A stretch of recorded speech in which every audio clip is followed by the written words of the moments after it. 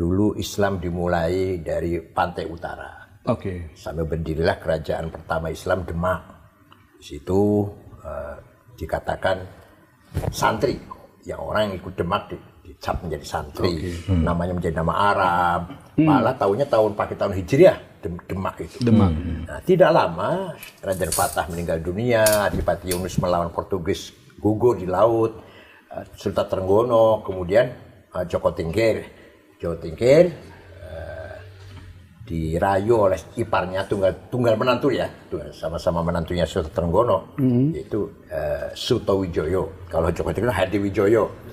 Untuk menyelamatkan kerajaan Islam, kita pindahkan ke selatan, menjauhi pantai, menjauhi laut, yaitu Pajang sekarang Sukoharjo. Pajang. Ya, Sukoharjo. Sukoharjo ya. Baru pindah, ternyata ada agenda yang lebih dalam daripada sekedar pindah kerajaan. Ternyata Joko Tingkir dikudeta, Joko Tingkir lari ke Gunung Dieng, berguru pada seorang Syekh Abdullah Qutbuddin, Syekh Tarekat Al-Qadiriyah.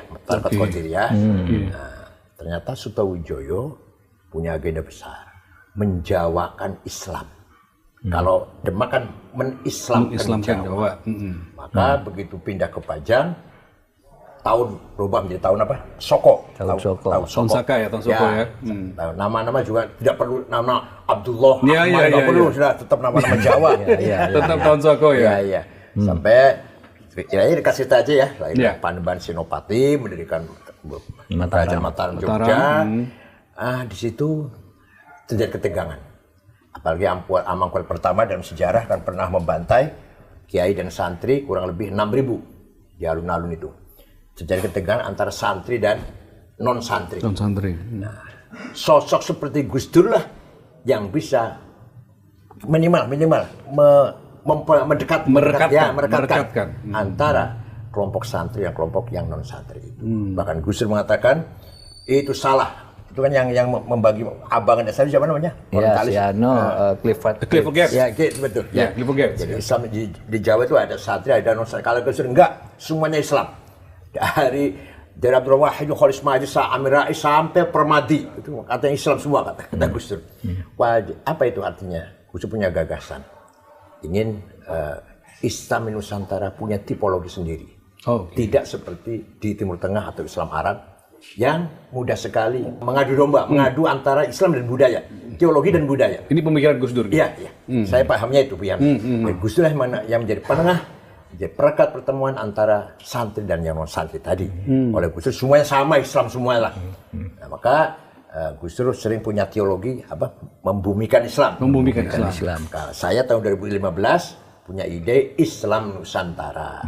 Islam Nusantara adalah Islam yang dibangun di atas budaya. Budayanya lestari, Islamnya jadi kuat. Itu luar biasa itu. Luar biasa. Dan itu juga terrefleksi dari gagasan Gus Dur yang jauh sebelumnya gitu ya. Iya, saya terpengaruh. Jelas pengaruhnya. Gus Dur mengatakan membumikan Islam. Kalau saya Islam Nusantara. Ternyata beberapa hal yang sangat-sangat positif kita miliki Nusantara ini yang tidak dimiliki oleh orang-orang Timur Tengah. Sehingga di kita ini seorang ulama seperti Hasyim Asy'ari, ya ulama, ya pahlawan nasional. Begitu pula kiai yang lain ya, atau Ki Wahid Hasyim atau Idam Khalid.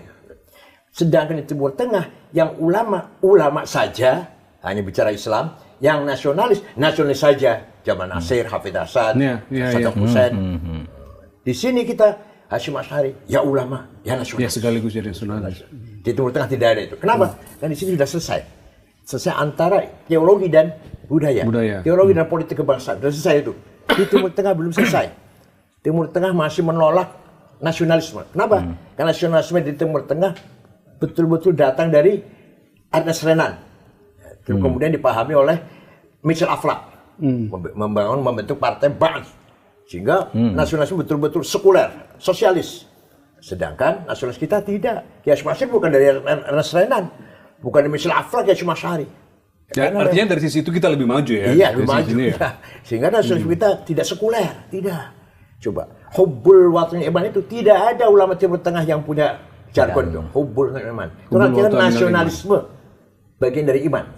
Anda nasionalis harus bertuhan, Anda bertuhan harus nasionalis. Man mata li ajli watani mata syahidan. Barang siapa mati demi tanah airnya, syahid. Syahid, ya. Coba, sampai segitunya. Di Timur nggak ada itu ulama Iya, itu. iya, iya. Ngomong itu nggak ada.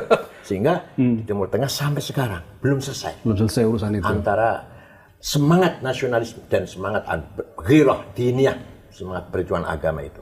Itu pemahaman saya itu dipahami dari Gus Dur ketika ingin menyatukan antara santri dan yang bukan santri, melanjutkan gagasan Hasyim Asy'ari dan seterusnya.